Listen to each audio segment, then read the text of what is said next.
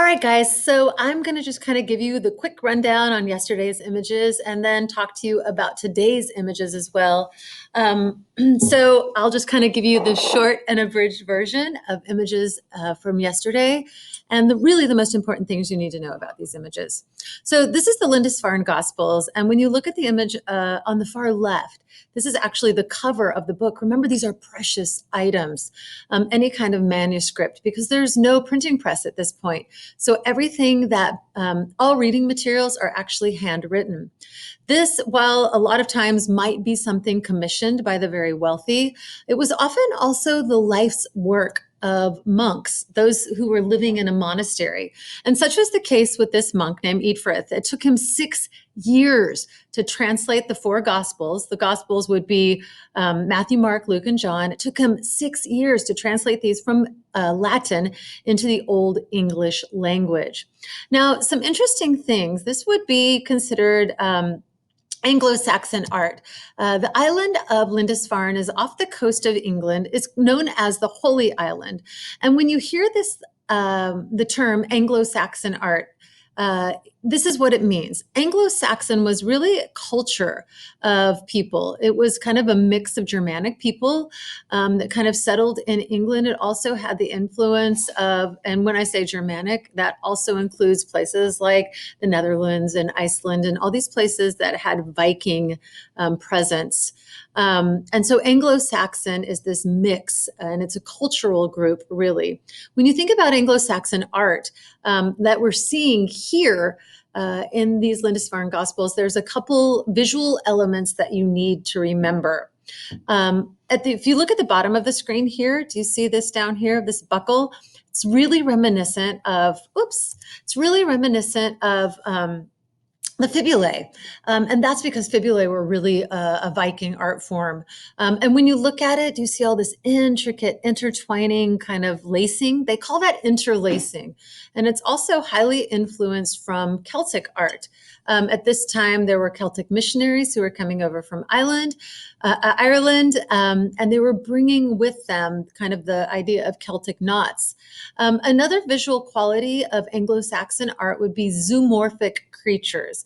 And zoomorphic really just means animal-like. Oftentimes in illuminated manuscripts or texts, you see kind of a dragon's head or a rabbit's head, and then this really elongated body that becomes an elaborate letter. And so zoomorphic characters, and then this beautiful interlacing patterns. Those two things are important to remember about Anglo-Saxon art. So Lindisfarne Gospels, we've got Matthew, Mark, Luke, and John, and each of them have what's called a carpet page. This is a carpet page, and obviously it's called a carpet page because it looks like you got it, a carpet, right? And so it's got this beautiful patterning. It looks like something you might put down on your floor. And you can kind of see the cross-like pattern here on the St. Matthew's page. They would also have what was called an incipit page. And an incipit page was kind of like an introduction page. In these Lindisfarne Gospels, their incipit pages also had depictions of them as in their character, right, as their character. And I think if you looked at the slides at all yesterday, you would have noticed, what I want you to notice about them is right here, you've got a lion, you've got a man with wings. Right here, you've got, what do we have there? The calf, and then right here, the eagle. And that's because each of these four gospel authors were represented during this time with kind of this animal form that was characteristic of the Christ figure. Man, I could not spit that out, right? So you've got Matthew being shown as a man, Mark is symbolized as the lion, Luke the calf, and then John the eagle. And all those had to do with some sort of character quality of the Christ figure. Islamic art. Well, we are going to see a lot of Islamic art, but there is this influx of Islamic art because of the Moorish conquest. The Moors were kind of coming northward out of Africa and crossing over into southern Spain. At that time, when they're conquering they're kind of like the Roman Empire, right? They're coming into a location, they're conquering it, they're taking the spoils, and they're assimilating the society into their own cultural system of beliefs and just cultural identity. And so we see this depicted in these beautiful, beautiful structures in the south of Spain. The Moors are coming over through Morocco, conquering the south of Spain. It becomes known as Andalusia. And they're bringing with it their stylistic influence to architecture and art, which is really cool. Right. So this is the Mosque of Cordoba, which is in southern Spain. And it started out as a Roman temple. After it was used as a Roman temple, when this was occupied as a Roman territory, and the legalization of Christianity, it becomes a church. And then after the Moors come into southern Spain and conquer this area, it is, of course, then transformed into a mosque. And some visual characteristics of a mosque. Oh, important to note that most Islamic art, you're never going to see people represented in Islamic art because it goes against the writings of Allah. They believe that in some way, shape, or form that it goes against the divine creative nature of Allah, the creator. So you weren't ever supposed to depict that in your sacred art. What we're really thinking about seeing in Islamic art would be vegetal patterns. Vegetal just means anything to do with vegetation, flowers and leaves and vines. Beautiful geometric patterning like you're seeing in all of the tile work that we're going to see in the future also when we look at mosques across Africa and the Middle East. And then you're also seeing this incredible calligraphy that Islamic art is known for. Another thing to note, in Moorish Islamic architecture, there are several different characteristics. First of all, we have what's called the horseshoe arch. They kind of took the Roman arch and kind of put their own spin on it. When you look at the horseshoe arch, right inside the arch, it kind of encompasses an entire circle. It kind of makes the arches a little more tall on top. Sometimes you would see it as a trefoil arch, which means it would look like a clover. You would have an arch on the top and then two on the side. And this was really common in Islamic architecture as well. When you look at this hypostyle hall, which is incredible, right? Remember, a hypostyle hall is this big open space that is just completely marked by a forest of columns that is holding the roof up above it. But in Moorish architecture, it's really easy to tell that it's Moorish because they almost always have this beautiful striped pattern painted across the top of the arches. And to me, it's just a stunning visual characteristic. When you look at the top or the capital of these columns, they tend to kind of reflect this Corinthian style as well, but not exactly. Also, in every mosque would be a mihrab, and a mihrab is a prayer screen, and it always faces Mecca. Mecca wasn't always the center of Islam. It actually started in Jerusalem, but then it was moved to Mecca. And so they always pray, Muslims always pray in the direction of Mecca or the Holy Land. And so the mihrab is located on the wall that is in the direction of Mecca. And we talked about the horseshoe arch. Oh, look at that hypostyle hall. It's beautiful. All right, so this is a Pyxis. A Pyxis is a luxury item. That means that obviously a common person wouldn't just go and buy it. This one was in particularly custom made for Al-Mughira. Al-Mughira was a young man at his coming of age, which means coming to the age of 18, the age of manhood. This was presented to him as a gift or a monument to mark this occasion. It's very unusual for Islamic art because it is not aniconic. Aniconic meaning absence of human figure, right? We see right away that there are these human figures. There are these two equestrian figures on one side. On the other side, we see these falconers who are holding their hands up and holding the falcons.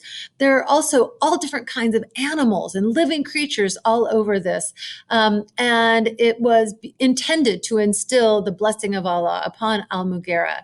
We know that it's for Al-Mughira because if you look just below the domed lid, there's all of that calligraphic inscription that is done in relief, right? And it's beautiful. This was actually used to hold some sort of cosmetics. That's what a Pyxis was. This one in particular held kind of a fragranced oil. So you could think of it like our oil diffusers today. You would take the lid off of it and it would just fill the space that it was in with beautiful aroma.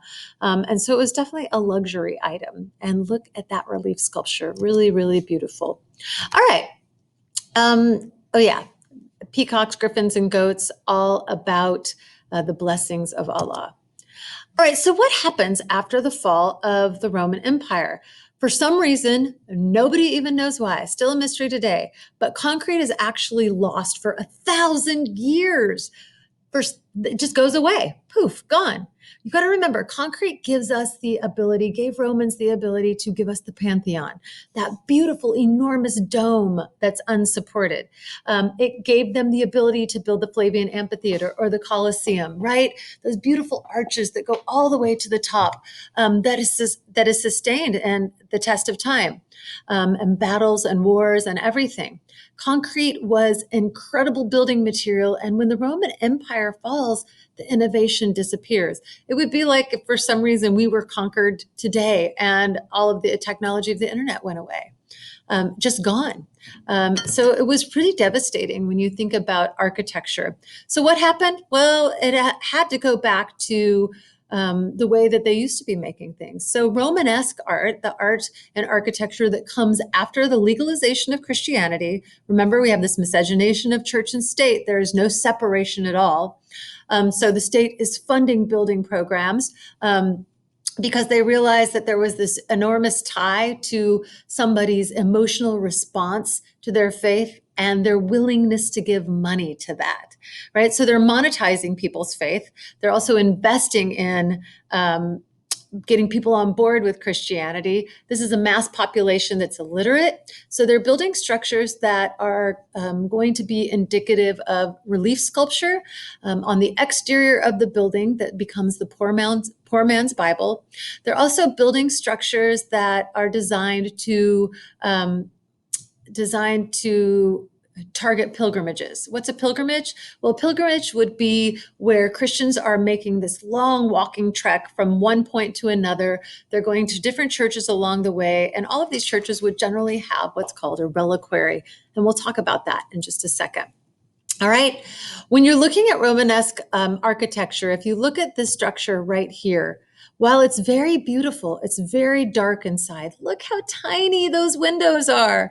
That's because it's stone and it's so heavy. They can't pierce the exterior of a stone structure with lots and lots of light because it would just crumble, right? They didn't quite have the technological innovation to build a structure tall and have lots of airy light. That comes about in the Gothic era, which we're going to look at tomorrow. All right. So let's look at characteristics of the Romanesque church. I'll post this so you can look at these on your own. The biggest thing is heavy masonry, small windows, and an entry porch into the church called a portal.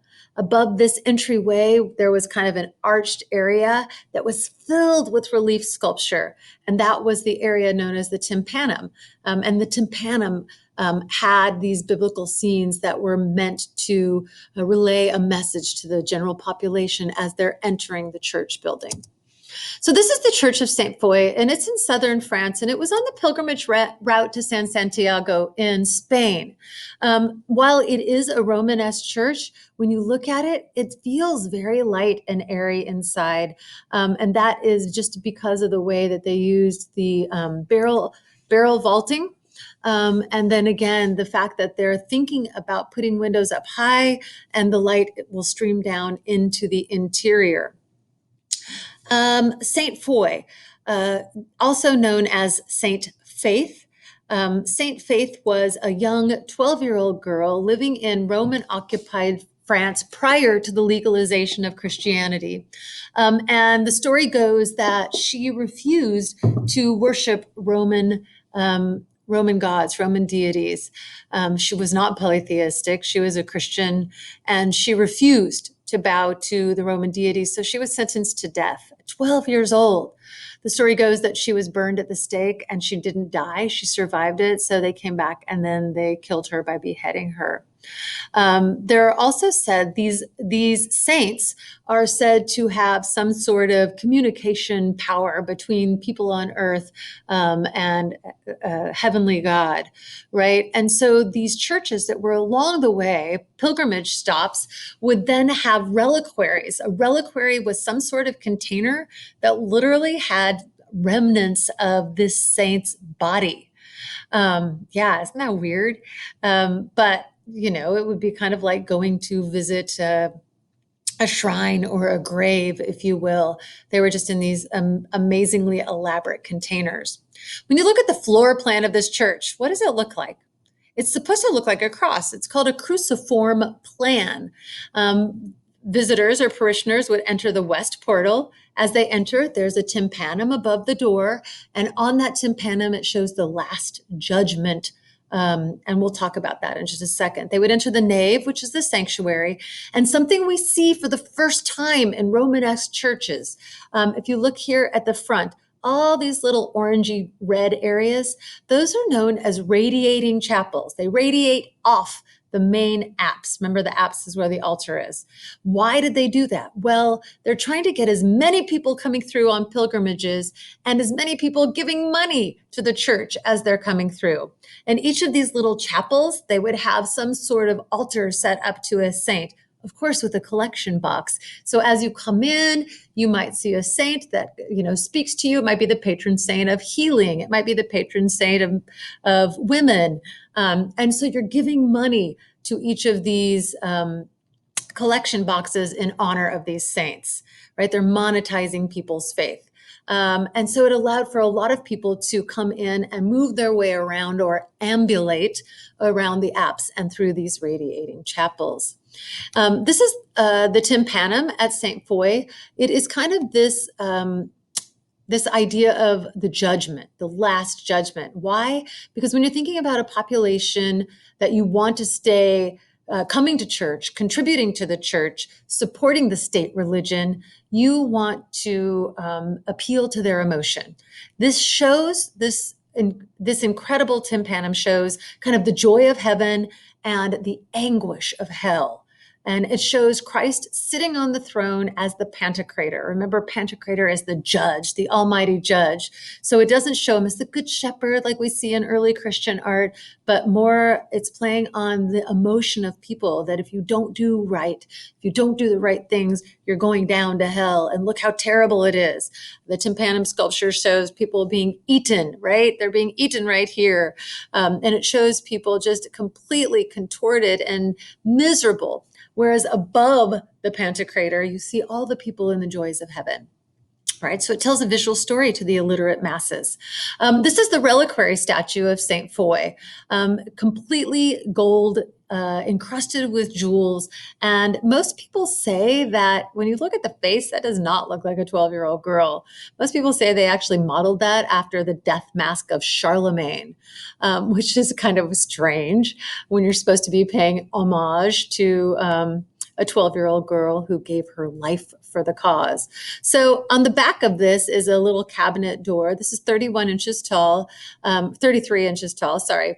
On the back of it would be a small cabinet door. I can't remember which reliquary or which body part this housed from St. Foy, but it was contained in there, kind of in a mummified state. And people would come and look at it and be inspired by her sacrifice and leave money for the church. What's really incredible about this is because it's gold and silver, it's all over a wooden frame, they generally did not last. Think of all of the battles, all of the wars, all of the sieges. This would be amazing spolia, right? Taking it, selling the gems, melting down the gold, and repurposing it. But it was protected throughout the ages. So it's really important because of that. All right. Our last image for today is the Bayeux Tapestry. And the Bayeux Tapestry is an incredible piece of art because it's fabric, and fabric deteriorates. It is the complete depiction of the Battle of Hastings, which is all about William the Conqueror, right? It's the Battle of the Normans, which are the Vikings, against the Anglo-Saxons. And in the end, the Normans win. William the Conqueror completely wins the battle. Now, looking at the Bayeux Tapestry, believe it or not, it is embroidered. It's not a true tapestry. A true tapestry is actually woven fabrics together, woven threads together, but this is embroidered. So it was a big, long piece of fabric that was actually stitched on. It is a historical narrative, and it's 200 230 feet long. Instantly, this should remind you of Trajan's Column, which is also a really, really long, although it's in a spiral in an upward fashion, a really, really long narrative as well, a historic narrative. It depicts an event in history, but the Bayeux Tapestry does so much more. It gives historians and art historians a complete glimpse into weaponry, um, uh, the armor that they're using. It also shows them feasting. It shows you what kind of dishes they use. So this was an incredible piece of art. It also uses normal artistic devices that we've seen in the past. We see hierarchy of scale, and then we see a lot of movement in these very stylized horses. I wanted to show it to you in its present state in the museum. It is encased in glass and it wraps all the way around this huge room. 230 feet long is a really, really long piece of art, embroidered in sections and stitched together, and the narrative just continues in for 230 feet. Pretty amazing. All right, so that is the Bayeux Tapestry and the battle of the Normans and the Anglo-Saxons, and that's where we're going to end today. I'm going to head and posted your homework packet. It also includes images that we're going to look at tomorrow and Thursday, exploring the differences between Gothic construction and Romanesque construction. So yeah, there you have it. Hope you have a great day. Bye, guys.